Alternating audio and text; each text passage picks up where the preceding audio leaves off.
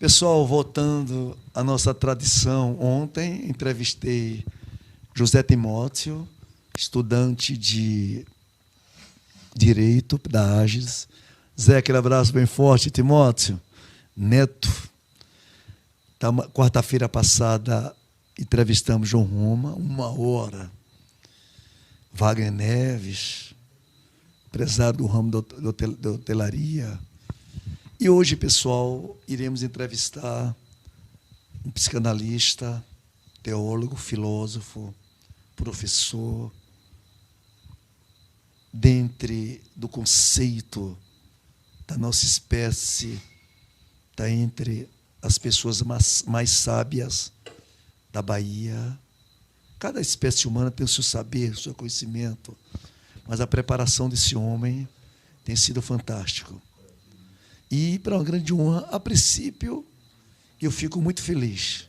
Formulamos o convite e ele gentilmente aceitou. Eu não vou questionar se é uma entrevista, se é uma aula. Eu gostaria que vocês analisassem.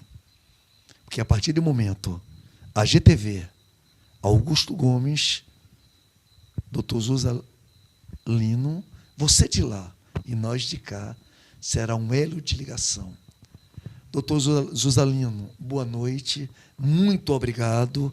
A GTV tem uma honra com todos aqueles que nós buscamos realizar essa entrevista. Agradecemos pelas vossas atenções. E, nesse momento, todas as atenções são direcionadas para com o senhor. Boa noite, doutor. Câmara número 2. Boa noite, Augusto. Boa noite a todos que nos assistem. E, na verdade, é uma honra, Augusto, estar aqui aceitando esse convite maravilhoso que me foi feito. E quero dizer, desde já, que estou à disposição, ok? Fique à vontade, pergunte o que quiser. Como eu digo nas minhas palestras, fique à vontade, pergunte o que você quiser. Eu estou aqui pronto a responder. Se não souber, nós vamos estudar juntos e vamos descobrir. Mas enquanto eu puder responder, responderei com maior tranquilidade, ok? Irei perguntá-lo. E todos nós sabemos, Zusalino, do ser humano, da família dos primatas, possuidor de um raciocínio, buscou, através de seu raciocínio, o conhecimento, as técnicas evolutivas, hoje orientando as pessoas que têm seus problemas, depressão, síndrome de pânico, todas aquelas sequelas que nosso corpo atrai. Mas a minha voz e a minha imagem gostaria que o senhor fizesse uma referência da vossa formação e aquilo que o senhor buscou em outros países e também que busca dar atenção através da sua atividade. Quem é o psicanalista Zusalino? Câmara número 2. Vamos lá, deixa eu me apresentar para todos, né? Bom, meu nome é José Silvalino, porém conhecido como Zusalino. Zusa é por conta do apelido do meu pai, que era Cazuza. Meu pai faleceu antes da minha mãe. Minha mãe estava grávida de mim antes mesmo de eu nascer. Meu pai faleceu. Então ficou Zusa do Cazuza, né? Então por isso que ficou Zusa. Minha mãe é uma pessoa maravilhosa, Deus já levou para a glória, né? E minha mãe criou aí 9 filhos, mas todos, graças a Deus, né, buscaram ser homens de honra. Isso é muito importante. E no decorrer do tempo, vou resumir aqui um pouquinho, me casei, sou casado com a doutora Jeane, também psicanalista, sou pai da minha filha Inara, já tenho um netinho de 3 anos, tenho a minha filha Ayla e a minha filha Liz, Ayla 22, Liz tem 7 aninhos. Agora vamos lá, eu sou bacharel em teologia, psicanalista clínico, hipnoterapeuta, estive na Coreia do Sul, onde tive um estudo maravilhoso na área espiritual, na área de conhecer outras culturas, conhecer o temperamento, e já vou dizer já. Sim. Veja bem, aqui no Brasil, nós resolvemos as coisas ou no grito ou no choro, não é isso? Tem que ter o equilíbrio. Lá na Coreia do Sul, eles resolvem o maior problema que tiver, sentando, conversando e dialogando. Eu achei isso incrível. Então, lá na Coreia do Sul, aprendi muitas coisas, principalmente, vamos falar aqui um pouquinho da questão espiritual. Todas as igrejas lá, o povo da Coreia do Sul, eles acordam 5 horas da manhã para buscar a Deus. E tem algo que me chamou muita atenção. Eles não vivem pelo seu próprio desejo do hoje, mas eles vivem plantando para que os seus descendentes venham desfrutar de coisas maravilhosas. Eles se preocupam com aqueles que ainda estão no futuro. Olha que maravilha. Doutor Zusalino, o Brasil é completamente... Você teve outros países, né? Você teve na África, doutor? Sim, estive lá em Joanesburgo, na África. Estive também em Dubai. Estive também em Paraguai, Argentina. Estive também no Chile. Já visitei alguns países, né? Se não fosse a pandemia, teria visitado mais. Doutor Zusalino, hoje a espécie humana ela é muito frágil.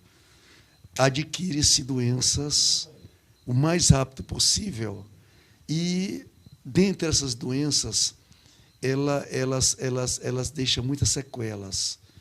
E nós sabemos que todos os municípios, dentro da sua altivez, muitas delas têm os seus CAPs, né? Isso que são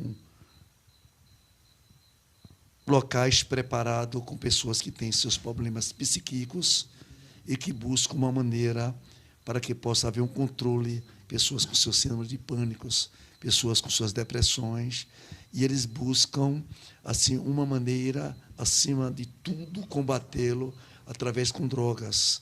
Eu, às vezes, os condeno, e há necessidade também para com esses aspectos. E, dentro da minha visão, não tenho conhecimento de causa. Uma terapia, um trabalho benéfico poderia alavancar o caráter e a altivez e dar para um convívio social e também um convívio para com sua família. Eu queria que o senhor falasse o porquê, a facilidade, muita gente usando drogas, quer se libertar com seus problemas através com as coisas sintéticas, as drogas, o álcool incluindo, e outras maneiras. Doutor, por que nossa mente é tão fraca, é tão frágil, e muitas pessoas ficam sequeladas e a medicina direciona drogas para que deixe mais sequelado nesse sentido? Existe solução? Eu gostaria que o senhor sentisse à vontade para falar sobre isso. E você, telespectador, faça o seu análise. Esse homem de fé, de conceito, irá falar a minha pergunta. Câmara número 2. Respondendo a sua pergunta, muitas pessoas elas se questionam. As pessoas se questionam. Poxa, eu vou ter que tomar remédio para o resto da vida? Muitos pacientes chegam no meu consultório e elas fazem essa pergunta. Olha, eu fiquei sabendo que eu vou ter que tomar remédio para o resto da vida. Por que do remédio? É necessário fazer uma análise, tá? É do ser humano. Eu preciso olhar o ser humano com o aspecto genético, o aspecto, vamos falar o fator melhor, fator genético. Eu preciso olhar para o ser humano, a história de vida dele e contexto atual. Então, tem muitas pessoas que elas estão acometidas de doenças, vamos dizer assim, a esquizofrenia, a fibromialgia, muitas doenças, eu estou citando essa daqui, mas tem muito mais. Então, essas pessoas estão acometidas dessas doenças e quando vai no CAPS ou até mesmo no médico mecanicista do corpo, então já é passado de imediato um remédio sintético, que é o remédio farmacêutico. Tem como tratar? Tem como tratar sem o remédio? Tem. Então, veja bem, quando eu vou ter uma ótica da genética, eu preciso entender, é necessário entender que eu vou dar uma explicação aqui básica para vocês entenderem. Veja bem, o seu pai e a sua mãe são 2, seus avós são 4, bisavó 8, trisavó 16, aí vamos, quinta geração 32, sexta geração 64, sétima geração 128. Quando você chega em 11 gerações, você tem um total de 4.094 descendentes. Esses descendentes passaram por fome, guerra, tristeza, passaram por dificuldades e também por alegria. Mas agora eu lhe pergunto, meu querido, me diga uma coisa, você lembra um momento alegre da sua vida? Me responda. Você lembra? É. Você consegue lembrar um momento alegre da sua vida? Felicidade não existe. Tristezas. Tristeza é constância. Assim, ó. Então as pessoas elas imprimem nelas mais momentos ruins, momentos de tristeza do que a mesma alegria. Então, se você perguntar, pois você lembra um momento de alegria, dificilmente as pessoas vão dizer, eu lembro disso. Geralmente vai lembrar de uma data comemorativa, de casamento, se o casamento tiver na bênção. Se não tiver, vai sentir problema quando lembrar do casamento. Sim. Então, veja bem. Então, as pessoas, nossos descendentes lá atrás, eles imprimiram muitos problemas. E tudo isso está no nosso DNA. Então, nós temos essas emoções que vêm dos nossos antepassados, que, no caso, vai trazer aí uma depreciação da vida, muitas das vezes, uma esquizofrenia. Eu já fiz tratamento com pacientes, não só vários pacientes, que estavam acometidos de esquizofrenia. Pela medicina, a esquizofrenia não tem cura e hoje, esse paciente que eu tratei, hoje, graças a Deus, a sabedoria que Deus me deu para fazer esse tratamento, as pessoas hoje estão vivendo normalmente como pacientes que o psiquiatra disse que teria que viver em manicômio, hoje vive aí tranquilamente depois desse tratamento. Por quê? Porque eu fui olhar a causa genética. Isso é muito importante. Agora, respondendo, por que vai para o CAPS? Por que vai aí no psiquiatra e tem essas causas que não são resolvidas? Porque, na verdade, eu vou falar aqui bem sério, a maioria das pessoas, elas vivem tomando remédio sintético. Quem ganha com isso? Indústria, os laboratórios farmacêuticos.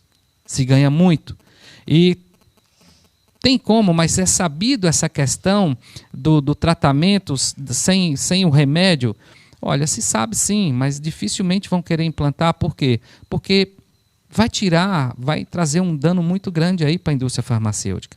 E, na verdade, você, meu querido ouvinte, que está ouvindo agora, né, nos acompanhando nessa live aqui, eu quero te dizer que você pode muito bem. Tem pessoas que têm problema de depressão, toma remédio. Pressão alta, remédio. Pode ser que você tenha um problema genético. Há também a questão do problema ser de outra ordem? Assim, nós precisamos ter uma análise. Quando o paciente chega no consultório, eu vou olhar se é genético, vou olhar se que ordem que está esse problema desse paciente. Mas tem como tratar sim e livrar o paciente do remédio. Eu até costumo dizer que Deus não nos criou para tomar remédios. Então, quando chega no CAPS, tá? Então a demanda é muito grande. Geralmente o psicólogo atende, já passa para o psiquiatra, medicamento. Só que é necessário entender que a medicação ela não vai tratar, ela vai apenas remediar. Não vai tratar. E a pessoa, cada dia mais, nós vamos precisar mais forte um remédio. Vamos supor, eu estou tomando um remédio de 20 ml. Daqui a pouco tem que aumentar mais porque o meu organismo acostumou e vai precisar mais forte. Aí vai aumentando, aumentando, até o ponto que a pessoa fica inchada de tanto remédio. Ela pode se tornar ali catatônica, ficar ali num quarto preso, não sai mais, vai atrapalhar o raciocínio e essa pessoa não vai ter uma vida social normal, tranquila. Por quê? Porque ela vai estar dependente dos remédios e ela vai ficar muitas das vezes sem comunicação, sem se comunicar direito, vários problemas quando eu vejo. Quando nós trabalhamos e tiramos a pessoa da dependência do remédio, ela vai viver uma vida normal, uma vida tranquila. Obrigado, doutor Zusa Lino. Explicação fantástica, né? Algo impressionante, impressionante.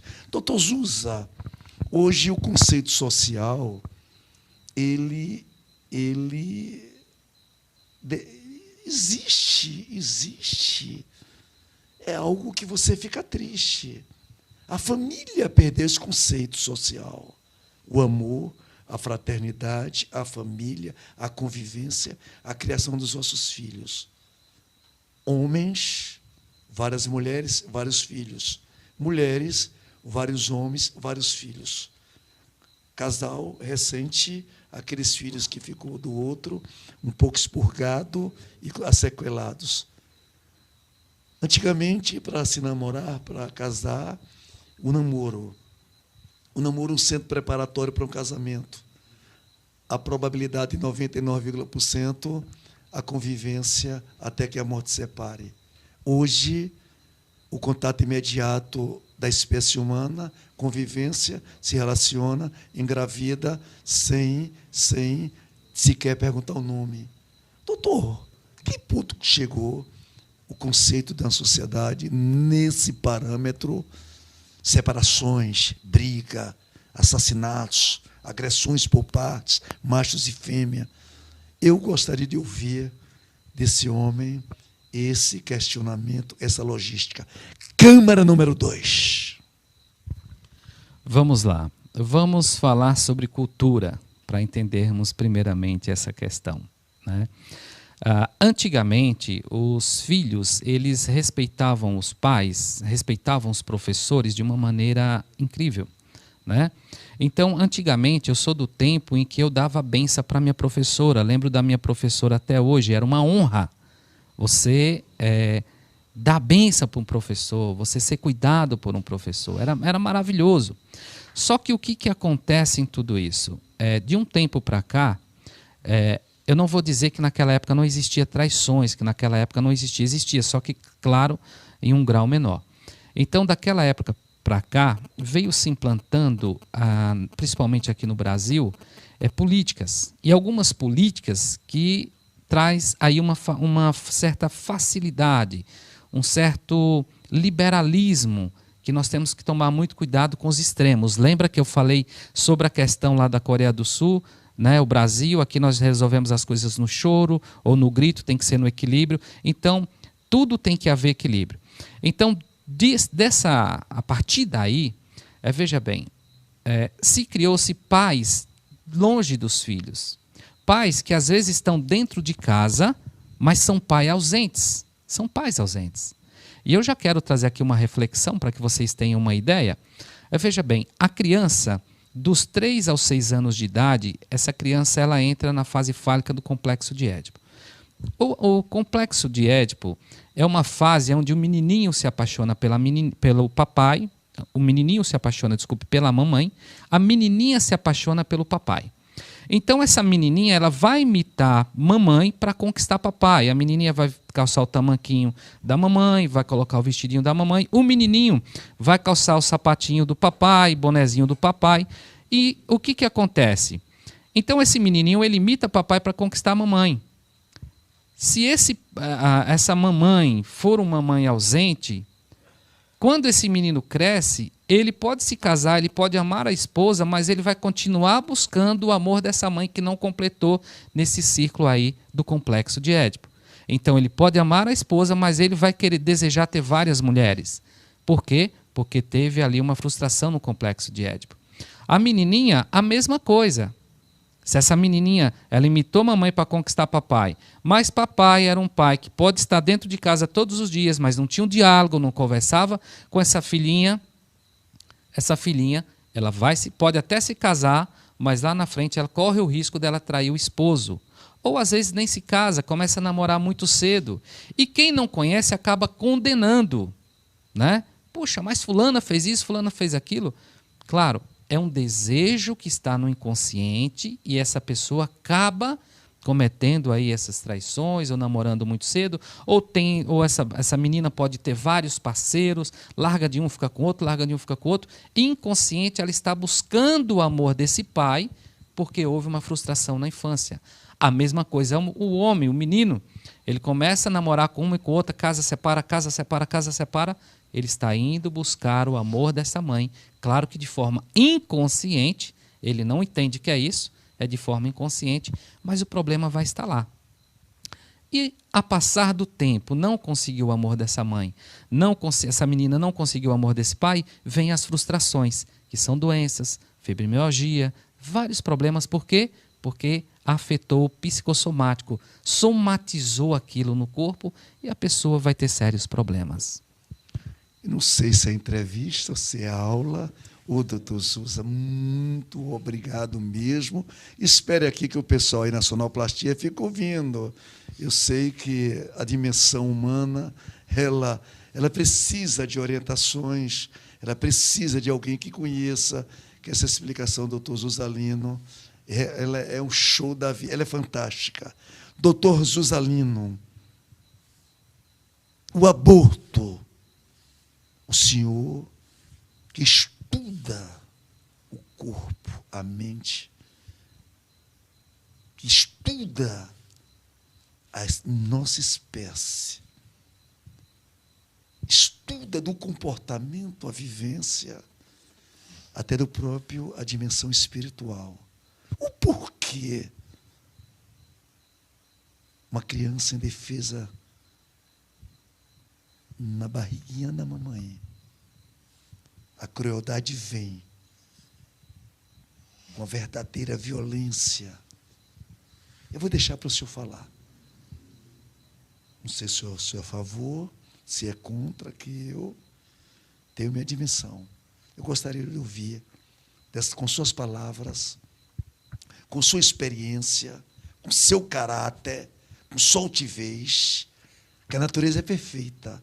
Não cai uma folha sem a permissão de Deus. E a vossa presença tem a permissão divina. Obrigado, Deus. É bom agradecer.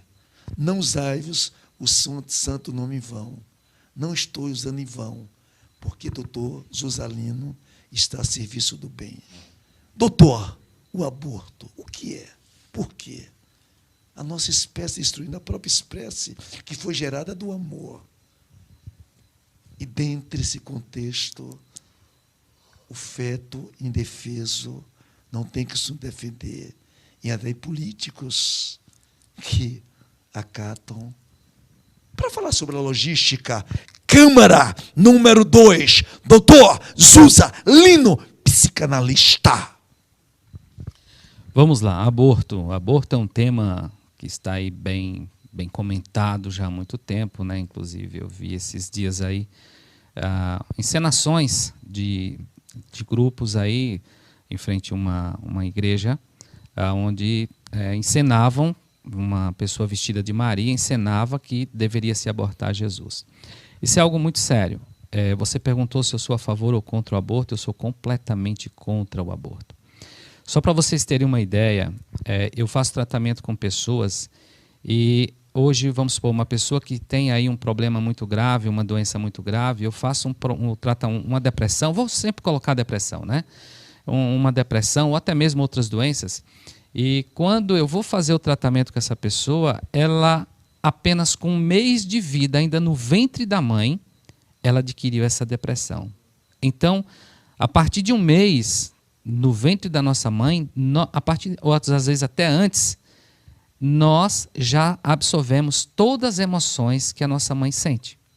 Então, veja bem, uma criança quando está no ventre da mãe, isso também volta lá para o CAPS. Muitas pessoas entraram em depressão porque a mãe passou um susto, a mãe passou uma raiva, essa criança estava no ventre da mãe, ela absorveu aquela emoção, se o meio, aquela criança nasceu, se o meio influenciar, aquilo ali vai aparecer em algum momento na vida. Então, veja bem, eu já fiz vários tratamentos onde pessoas adultas no hoje adquiriram depressão ou até mesmo outras doenças ainda no ventre da mãe. Então, significa que uma criança no ventre da sua mãe, ela recebe todas as emoções, ela tem vida e ela está viva. Agora, quando uma mãe ela aborta uma criança, ou seja, na verdade, ela quer mesmo se abortar, ela não se aceita. Então, se uma mãe que pensa em abortar, procure um tratamento, porque ela está se dando para ou até mesmo viu que não era a hora, e, na verdade, quando ela comete o aborto inconsciente, ela não se aceita. É como se ela quisesse matar a si e não aquela criança. E a maioria das mulheres, a maioria não, eu posso dizer, eu vou dizer a maioria, não vou generalizar, mas a maioria das mulheres que cometem aborto provocado ou mesmo um aborto involuntário, elas têm um sentimento de culpa muito grande. Tá? Mesmo involuntário, não foi porque ela quis, mas ela tem um sentimento de culpa muito grande. E aí você vê mulheres hoje, eu vejo muito isso na clínica quando eu estou atendendo, mulheres com depressão, mulheres com outros problemas, e quando você vai analisar, houve um aborto. Mesmo que foi involuntário, ela não quis, ela não planejou aquele aborto, mas ali ela tem um sentimento de culpa. E veja bem, a culpa, a depressão, ela se dá mais por sentimento de culpa. Então vem a culpa, a pessoa precisa ser corrigida, então a nossa mente se encarrega de nos corrigir, que é onde vem o quê? A tristeza. Toda criança, quando erra, a pai ou a mãe vai dar uns tapinha na mão, ou uns tapinha no bumbum. E quando nós somos adultos que erramos, quem vai nos corrigir? Então a nossa mente ela se encarrega de nos corrigir, e ali vem a depressão, que é a depreciação da vida, né? O sentimento de culpa gera depressão, aí vem o quê? A pulsão de morte, a pessoa não tem mais vontade de viver, e a autopunição, que é enclausulada num quarto ou viver dependente de remédios. Inclusive, tem pessoas que é difícil de querer sair até disso, por quê? Porque ela se sente tão culpada que ela tem que ser corrigida o tempo todo, ou seja, não, eu mereço estar assim. Claro que muitas das vezes de forma inconsciente. Tá? Então, o aborto é um problema. Uma criança com 1 mês de vida, no ventre da mãe, ela já sente todas as emoções que a mãe sente. É muito séria essa questão do aborto. Eu fico observando políticos, né, que são a favor do aborto. Eu não ia falar de política agora. Mas o senhor vai falar, doutor, que eu vou ver esse comportamento que esse Brasil está. Sim. O senhor vai nos dar umas aulas nesse sentido.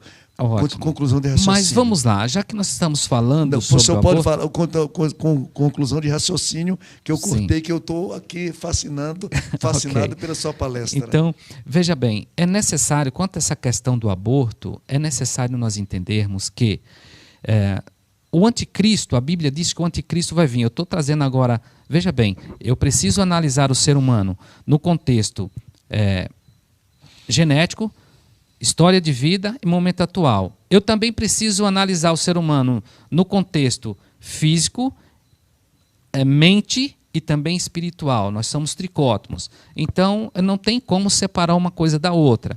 Então, veja bem, a Bíblia diz que o anticristo virá. Só que o anticristo ele vai surgir, mas é necessário nós nos atentarmos porque o espírito do anticristo ele já está aí. Então está em algumas religiões, está na política, e por isso que tem políticos que porque querem legalizar o aborto. Por quê? Porque eles estão a serviço do espírito do anticristo. É necessário nós termos essa visão, nós termos essa ótica. Doutor, né? Um minutinho só. Eu vou dar uma pausa. Esse questionamento que o senhor relatou é a pura verdade. O anticristo já está aí. E tem político que busca essa negatividade do anticristo e está aplicando. As cenas que a gente vê nesse Brasil é a pura verdade. Está aberto um celular aí, por favor, se pudesse haver um controle. Isso, que lá reflete. É a pura verdade, doutor. Conclusão de raciocínio, doutor.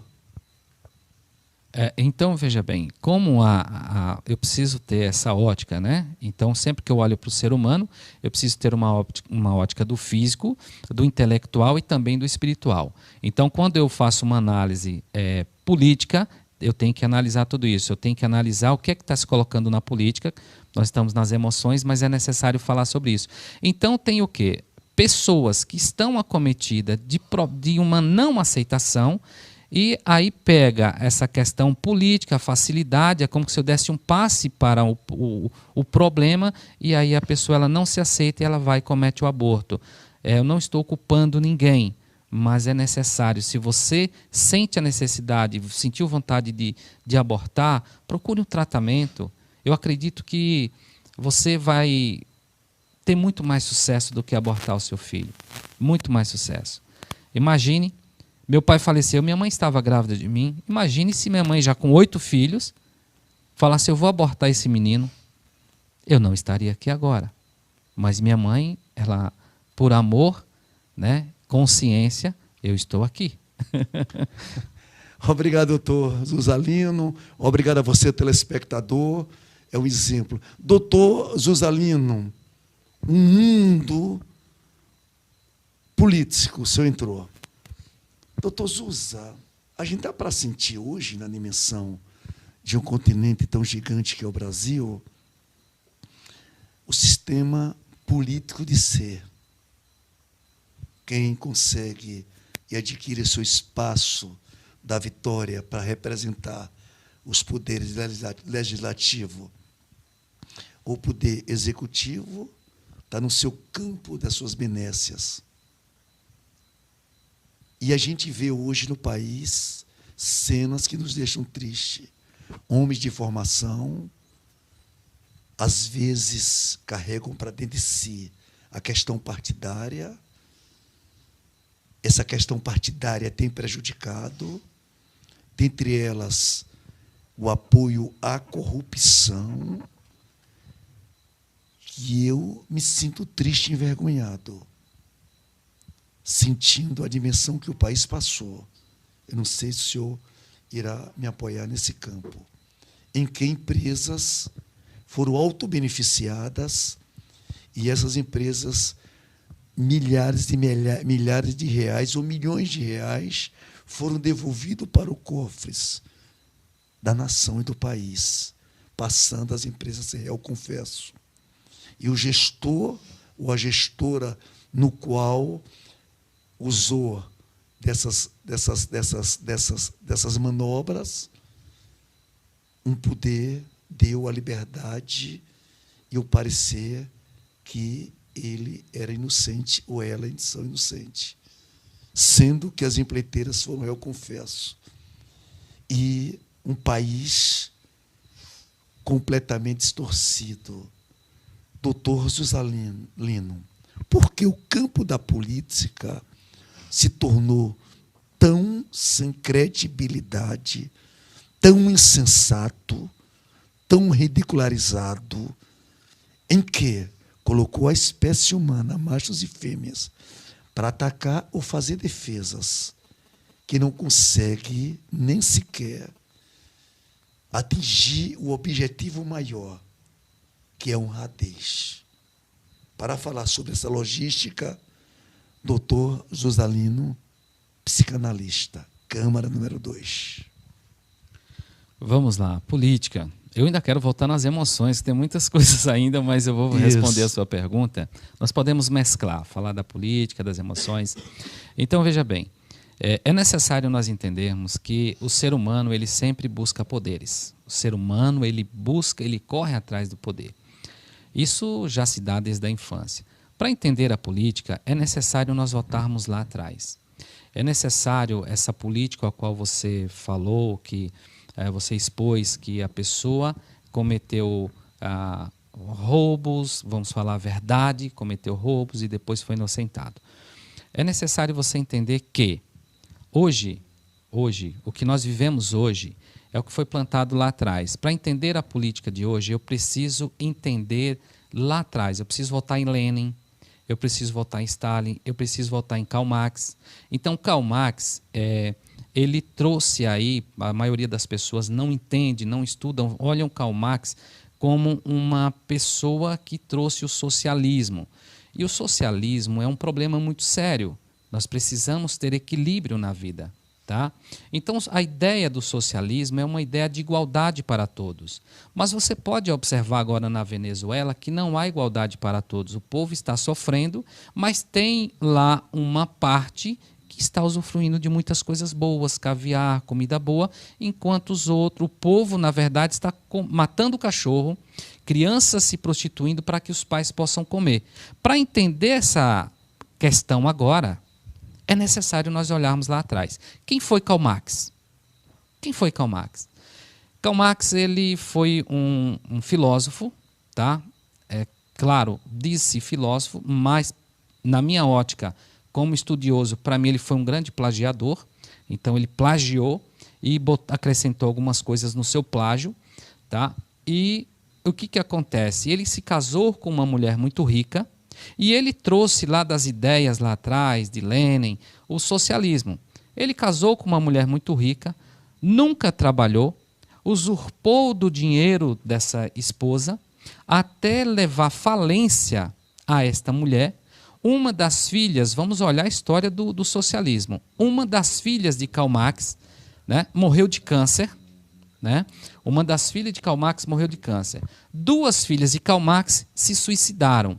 Ou seja, o socialismo não serviu nem para a própria família de Karl Marx. Então é necessário nós olharmos essa questão. Voltando já, trazendo o câncer, né? E falando das emoções, então existem as doenças psicossomáticas, e nas doenças psicossomáticas nós podemos observar que o câncer, tá? O que pode trazer o câncer é justamente mágoa profunda, raiva contida por muito tempo pode gerar câncer. Então a filha de Karl Marx, né, morreu com câncer. As outras filhas se suicidaram. Veja bem, o socialismo de Karl Marx não deu certo nem para sua própria família. Então vem se implantando um socialismo aí no mundo, principalmente no Brasil, vem se implantando o socialismo, que o socialismo ele é o início para o comunismo. E temos que estudar, temos que analisar muito sobre isso. Então, geralmente o socialismo, ele quer, de uma certa forma, ele quer barrar, ele quer parar com os conservadores. E qual é a ótica de um conservador? O conservador ele vai conservar para que haja mudanças lá na frente. Não, o socialismo ele vem destruir o conservadorismo, tá? Para que lá na frente ele não quer ser mandado, ele não quer ser comandado, para que lá na frente ele venha a ser o senhor. Só que nós podemos observar que todos os lugares onde foi implantado o socialismo nunca deu certo, nem na família do próprio Karl Marx. Mas, para entender, voltar lá ao caso, né, de Brasília, voltar lá ao caso das empreiteiras, nós precisamos entender que por trás da política do Brasil, existem pessoas de fora do Brasil que estão pegando políticos e fazendo como fantoches. E as pessoas, sem saber, estão brigando por A ou por B. E elas não entendem que elas também estão sendo fantoches. Estão sendo usadas. Então você pode observar que hoje, né, hoje quem ocupa as cadeiras do STF são 9 que foi colocado por essas próprias pessoas que foram presas e que saíram da prisão. Hoje tem 9 lá, né, que foi de uma parte do ex-presidente Lula, da ex-presidente Dilma, Michel Temer. Então nós podemos observar tudo isso. E para que nós venhamos entender a política, entender por quê, não é que a pessoa não roubou, ela foi inocente. Não, nós temos que analisar a política e entender que foi inocentado porque foi um apadrinhamento colocado lá. É completamente diferente. Porque como é que a pessoa não houve um roubo e eu devolvo bilhões? Não tem como. Sim. Então é necessário nós termos uma ótica, e não partidarista, mas uma análise política. As pessoas me perguntam, o senhor é A ou B? Eu digo, não. Eu não carrego político de estimação debaixo do braço. Eu sou um analista político, analiso a política, sei o que é bom para o meu país, mas, infelizmente, as pessoas, elas ainda, a maioria, não acordou para isto. Posso dar uma pergunta, doutor? Com certeza. Isso. Puxa, pessoal, Karl Marx não conseguiu estabilizar uma família e muita gente segue, é verdade, é verdade. Minha esposa, Josilda Tomás, está nos assistindo em Pinalbaçu. Ela trabalha no CAPES, parabenizando o senhor, doutor. Jô, verdade, verdade. Tem uma pergunta, doutor, tem uma pergunta para o senhor, se pode ser agora, como é que é? Passa aí, João. Passa aí, é livre, o programa é livre.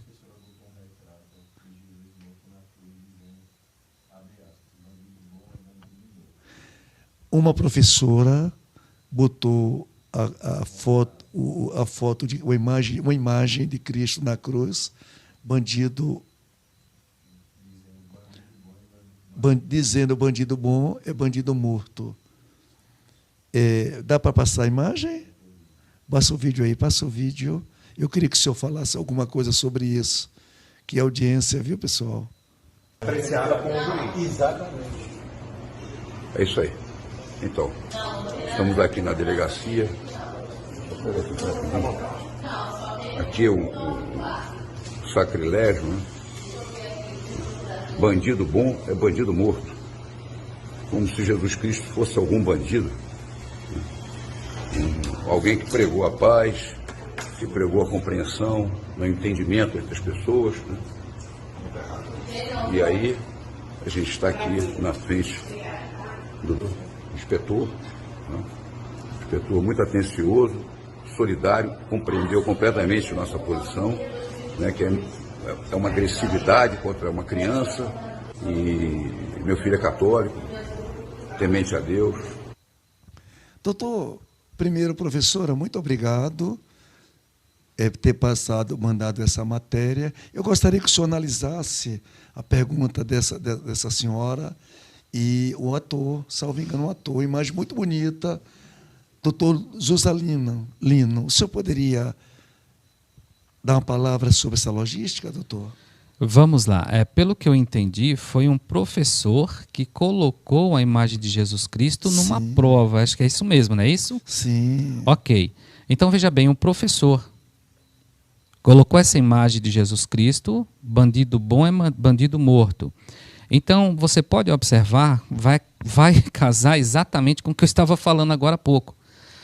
Infelizmente, tem muitos professores bons, professores maravilhosos, mas infelizmente muitos professores foram doutrinados justamente por essa filosofia de marxista.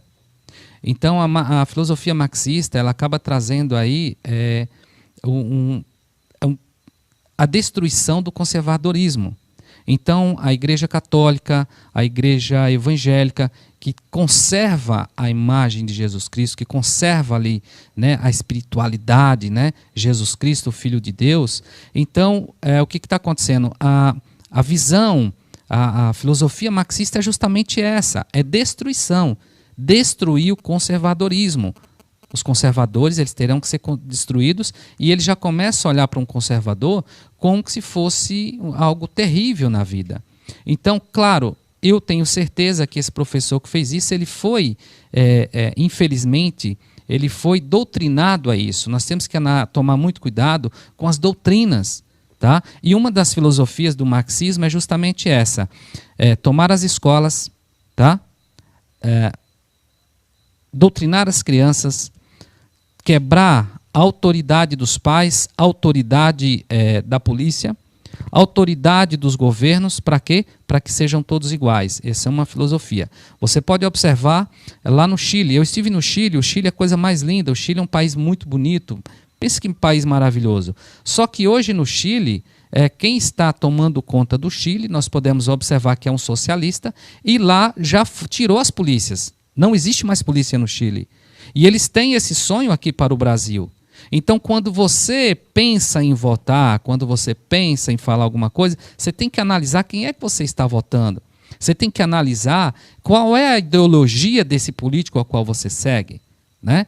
Então, veja bem, isso daí que aconteceu agora é exatamente o que eu acabei de falar sobre a filosofia marxista, helenista, Stalin, né? As pessoas precisam ler. Eu fiz um comentário esses dias no Facebook e uma pessoa me deu uma, né? Não mexa com o meu deputado. E eu falei assim, eu não estou mexendo, eu só fiz um comentário. Aí a pessoa fez outro lá. Eu disse assim, olha, por favor, leia um livro que é muito bom, A Arte de Falar em Política. A pessoa não me respondeu mais. O brasileiro, infelizmente, ele tem preguiça de ler. Quando se tem preguiça de ler, acaba se ouvindo e vai viver o efeito papagaio. Eu ouvi isso está certo. E aumenta até mais um pouquinho. Então tem muitas pessoas boas, muitas pessoas de coração bom, que infelizmente estão ligados a essa filosofia, mas eles não sabem a quem estão servindo. Essa é a verdade. Obrigado, doutor. Poxa, espetáculo fora a parte. A gente precisa de entrevista, de palestra desse nível. Doutor, o senhor, como psicanalista, nos campos que a gente buscar a dimensão, o senhor tem um preparo devido. Psicanálise é uma facilidade de você entrar na mente da pessoa. O que é ser psicanalista, doutor? Ser psicanalista é algo maravilhoso. Ser psicanalista, como diz Freud, é você olhar para o outro com a sua própria alma. E não olhar para o outro apontando, injuriando, não. É você olhar para o próximo com a sua própria alma, desde que o próximo esteja errado. Mesmo que ele esteja errado. Mas você olhar para o outro com a sua própria alma.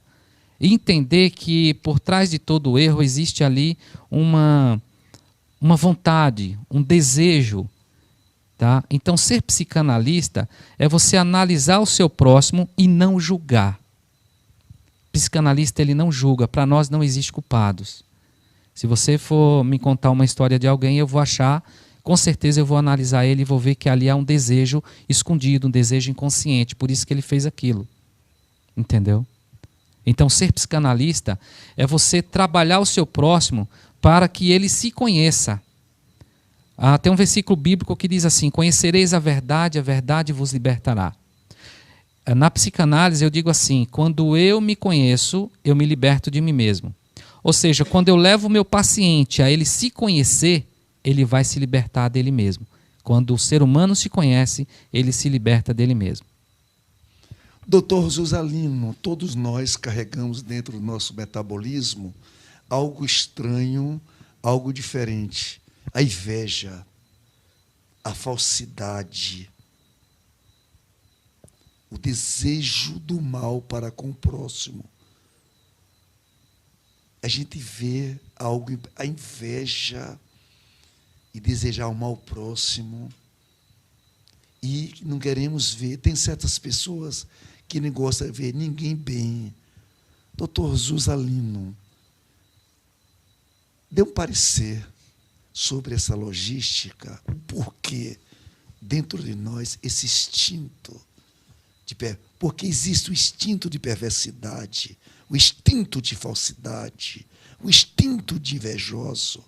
Câmara número 2, um professor, uma raridade. E essa noite é uma noite diferente. Doutor Zusalino. Vamos lá, eu vou voltar agora lá no Jardim do Éden.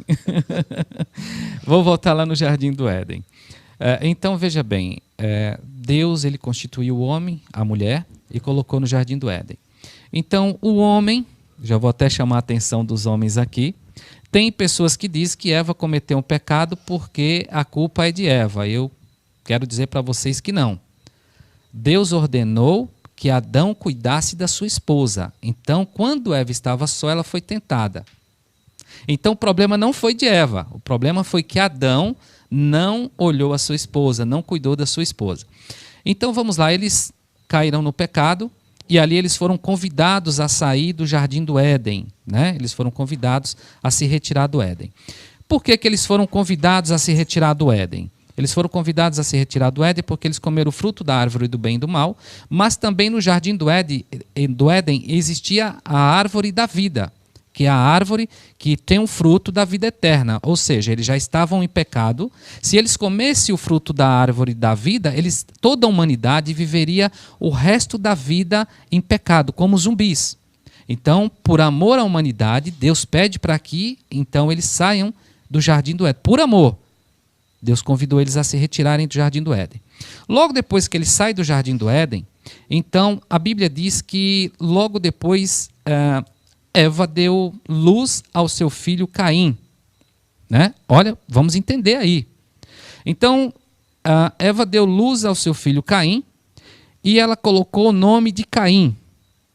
Então, Eva, ela não aceitou a perda. Primeiro ela estava vestida com vestes de glória, como diz a Bíblia. Depois ela foi convidada a sair do Jardim do Éden, então ela perdeu as vestes de glória, perdeu o Jardim do Éden. Então, quando Eva ela tem o seu filho Caim, ela coloca o nome de Caim. O nome Caim, no hebraico, todos os nomes têm um significado. Todos os filhos, né, têm um significado, todos os nomes têm um significado. O significado do nome Caim significa cântico fúnebre, cântico de morte. Né? Então, Eva, eu posso observar que Eva ela estava ali angustiada e depressiva, porque ela sabia o significado do nome de Caim. Então ali já nasceu no coração de Eva um problema muito sério. A angústia, a inveja, a depressão por ter perdido o Jardim do Éden. Então o nome Caim significa cântico fúnebre, cântico de morte. Aí logo depois nasce Abel. O nome Abel significa filho amado. Então imagine Adão lá no campo, e a mãe de Caim diz: ô cântico de morte, ô cântico fúnebre, vai lá levar a marmita do teu pai? Aí depois, ô filho amado, vai levar a marmita do teu pai, filho amado, com Abel. Então aí você vê que a raiz da inveja não foi diretamente de Caim. Porque Caim também sabia qual era o significado do nome dele. Mas a mãe. Então daí já veio a inveja, Caim teve a inveja de Abel, cometeu o homicídio, e por isso que a humanidade vem nessa deslealdade de invejas, doenças, por quê? Porque foi lá de trás, por conta do pecado. Entendeu? E isso está na humanidade. As pessoas não aceitam perder. Adão e Eva não aceitaram a perder. E por isso que vem as invejas. Ok? Poxa, obrigado, doutor. Tem gente aí, né, querendo no chat, não é isso? Uma porção de pessoas. Isso. Daqui a pouco você vai passar para conosco. Doutor Zusa, obrigado mesmo. Obrigado. Atenção, você telespectador. É difícil. Então, nós estamos num mundo da fantasia, que o realismo foi escanteado. E a GTV tem esse compromisso com a nossa própria espécie, a espécie humana. E hoje estou entrevistando, em forma de palestra, com esse PhD que estuda sobre nós, que conhece a nossa performance. Dr. Zusalino Wagner Neves, do Hotel Vitória, do São Vale Hotel, esse empresário do bacharel em Direito, está mandando um abraço e parabenizando o senhor. Mário Prisco Filho, mandando um abraço. Romildo Poponetes, mandando um abraço. Muitas pessoas aí admiradas pela sua performance. Olha, nós temos um tempo, eu vou pegar mais 5 minutos. E o senhor quer colocar algum tema, doutor Zusa Lima, do senhor mesmo livre? Que eu me sinto um pouco acanhado, eu tenho uma formaçãozinha até legal, mas a tua maneira, o seu conhecimento, a tua técnica evolutiva, o seu preparo, o seu conceito de um homem que busca o bem, porque os chineses geralmente era baseado no yin e o yang, conforme aqueles diagramas chineses, o bem e o mal, mas o senhor sempre a serviço do bem tem nos deixado bastante assim, flutuante e alegre com as palavras explicativas para conosco. Tem algum tema que o senhor queria questionar? O senhor mesmo, doutor? Bem, eu quero agradecer a Wagner, quero agradecer a todos, né, e eu quero também já deixar claro, se o pessoal tiver alguma pergunta para fazer em casa, eu acredito que dá para fazer pelo chat, não é isso? Eu sou um pouco ousado. Porque o João estava na operação, agora entrou o Vitor. Tem novidades, Vitor? Eu gosto de desafios, tá? Isso. Se tiver pergunta, pode fazer. É só parabéns, né, Vitor? Pela sua palestra, né? Isso. Pois não, doutor? Ok, então eu me apresentei, psicanalista, mas agora eu quero falar para vocês qual a diferença do psicanalista, psicólogo e psiquiatra, que às vezes as pessoas confundem, né? Então, veja bem, eu sempre gosto... Doutor, vou cortar aqui para com o senhor, que chegou aqui para conosco, é de que o senhor dá aula para a formação de teologia, para religiosa, algumas coisas... O senhor tem um aspecto de um professor também, além de ser psicanalista. O senhor tem esse direcionamento, doutor? Tenho. Eu tenho um instituto onde eu formo profissionais na área da psicanálise. Eu tenho esse instituto, chama-se Instituto J. Linus, é o Instituto Contemporâneo de Psicanálise. Nosso instituto ele é contemporâneo, tá? Então, ou seja, nós estudamos os casos agora. Temos o Instituto J. Linus e eu também dou aula de teologia, tá? Dou aula na área de teólogo, tá bom? Mas geralmente essa aula que eu dou é quando o pessoal me pede ali estudos, ambiente fechado ali para pessoas eu dou, não aberto, tá? Porque tem muitas coisas que nós vemos que não está de acordo com a verdadeira palavra de Deus, então tem muitas coisas que podem até escandalizar se a pessoa não entender. Não que os estudos venham trazer escândalo, mas se as pessoas não entender. Então tem que ter todo um preparo na área teológica para poder dar esse estudo. Mas temos o Instituto J. Linus, Instituto Contemporâneo de Psicanálise, onde formamos profissionais. Eu faço discípulos, porque vai chegar um dia que eu não vou mais estar na Terra. E eu preciso deixar discípulos. E os meus alunos são os meus discípulos. E pensa num povo maravilhoso, os meus alunos. São pessoal que veste a camisa. Tivemos uma formação agora, formamos uma turma agora e já tem mais turmas em andamento aí para se formar. Obrigado. Pois não, agora a conclusão do seu raciocínio que o senhor iniciou, mas eu tenho que ouvir os telespectadores, não é verdade, doutor? Pois não. Isso, ótimo. Então, veja bem, qual a diferença do psicanalista, do psiquiatra e do psicólogo? Vamos supor que você tem o medo de subir e descer escada. Você vai para o psiquiatra e, olha, doutor, eu vim aqui porque eu tenho medo de subir e descer escada. O psiquiatra vai te passar um remédio, uma medicação, você vai tomar esse remédio, vai subir e descer escada, porém o problema ainda vai estar lá, no inconsciente. Então agora você vai no psicólogo. Geralmente o psicólogo ele tem a terapia cognitiva comportamental. Você vai lá no psicólogo, olha, eu vim aqui porque eu tenho medo de subir e descer escada.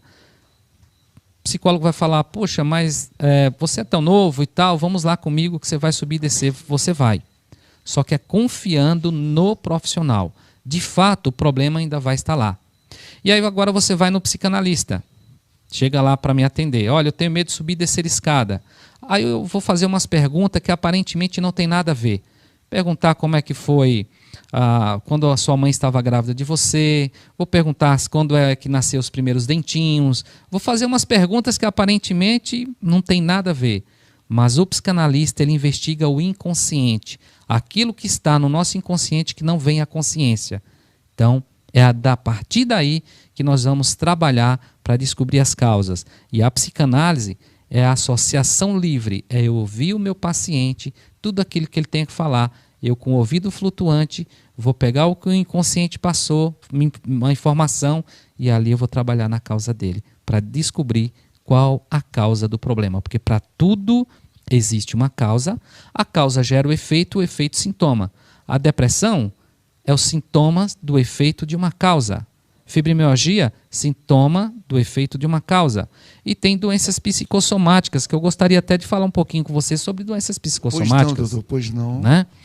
Cite aí uma doença, qualquer doença. Cite aí. Você é um Síndrome do pânico. Pânico, tá? Vamos falar sobre o pânico. O pânico ele não é bem uma doença psicossomática, tá? Ele é mais uma questão da mente.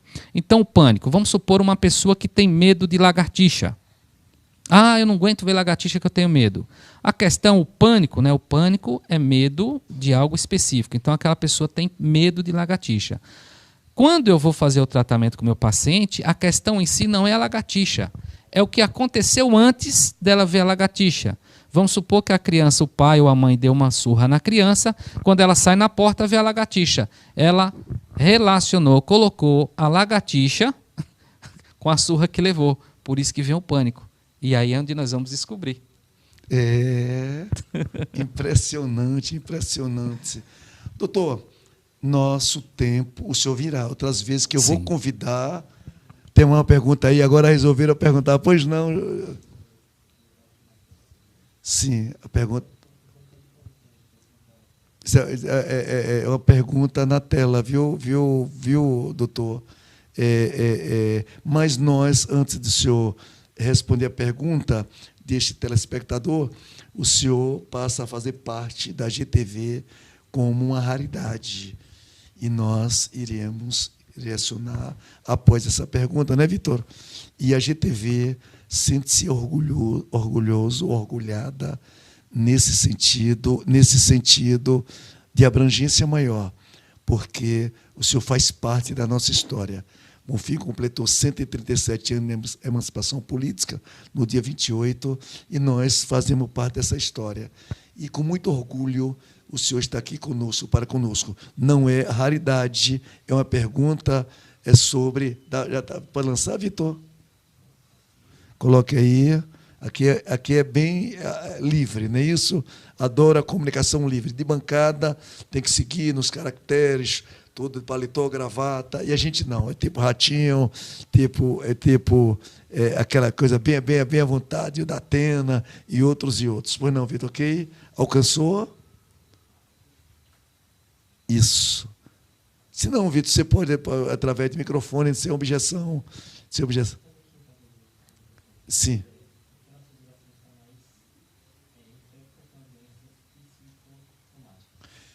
Deu para ouvir, doutor? Sim, sim, eu vi. Por que a nossa geração está sendo infectada com, foi mais ou menos isso que eu entendi, com as doenças psicossomáticas? Então, o que acontece?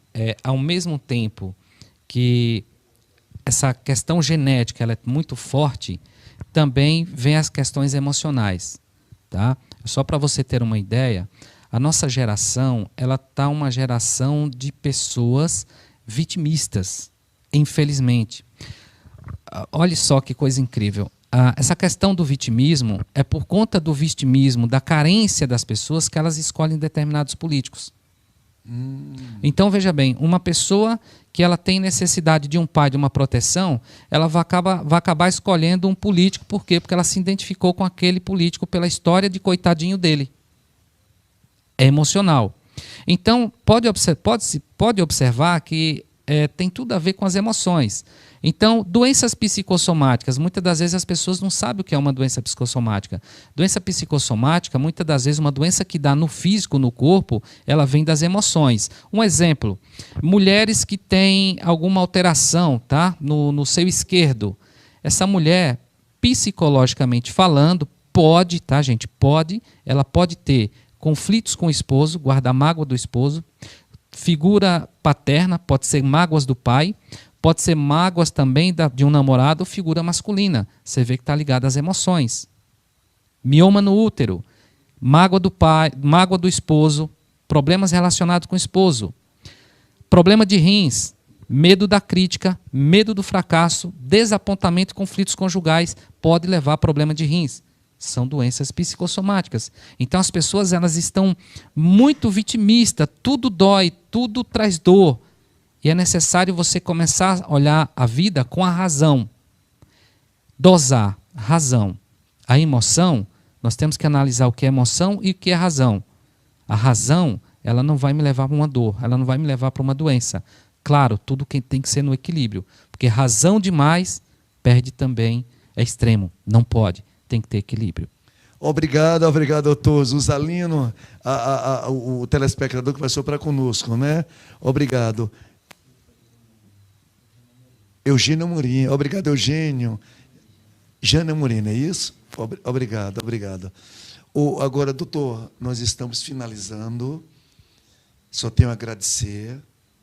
O senhor, antes do senhor fazer suas considerações finais, a GTV, ela, dentro do seu parâmetro da logística, ela qualifica o senhor como uma raridade.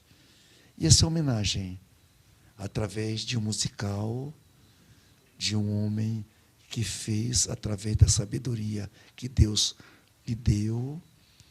E dentro dessa dinâmica, nós iremos passar para que o senhor possa sentir que é de coração e afeto o nosso pensamento dizer que tu és uma raridade, uma espécie de humano diferente, um filho, um pai, um esposo, um amigo, um psicanalista, buscando dentro da filosofia de vida ser um cristão, respeitando a base da família, e que Deus lhe deu o dom para que pudesse, da sua própria mente, entrar na mente do próximo e buscar a cura.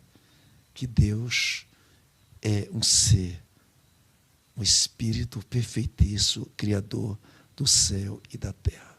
Antes do senhor, o senhor vai focar para a Câmara número 2 e o musical sairá e nós iremos homenagear essa raridade para com a família e você, telespectador. O que eu consigo é imaginar a riqueza que existe dentro de essa riqueza que existe dentro de você.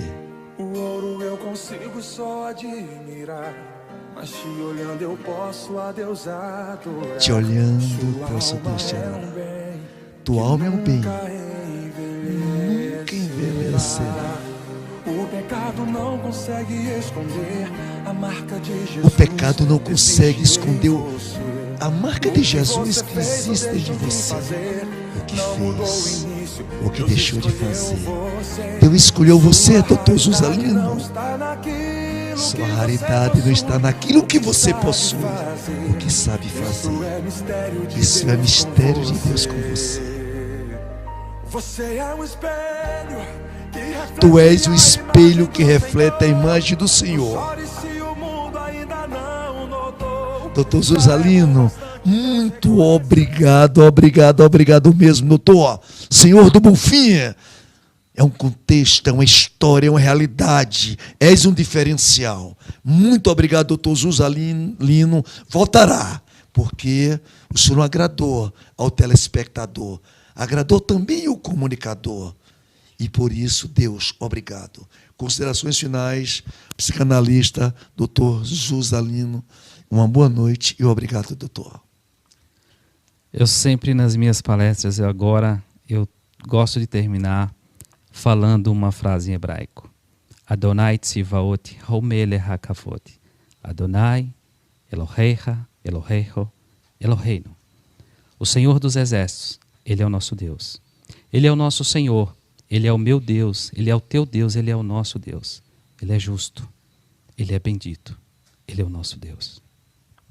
Obrigado a GTV, você de lá, a gente de cá, um elo de ligação. A GTV entrevistou, e você, Patrimônio Maior, telespectador, muito obrigado de coração, aí através do Face, do próprio YouTube e outros condutores da comunicação online, ouviu a entrevista do Dr. Zusa Lino. Muito obrigado e uma boa noite.